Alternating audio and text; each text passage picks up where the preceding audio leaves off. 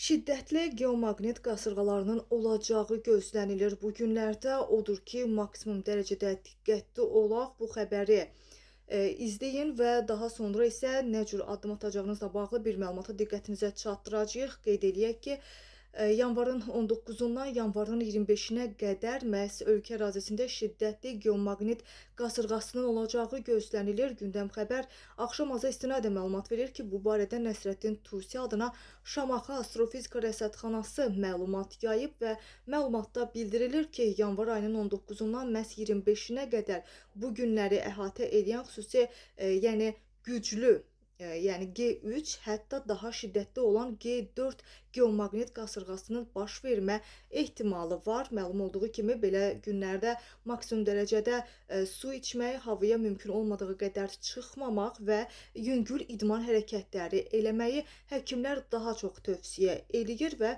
bu günləri daha diqqətli olsanız növbəti günlərdə səhhətinizlə bağlı hər hansı bir problem olmayacaq.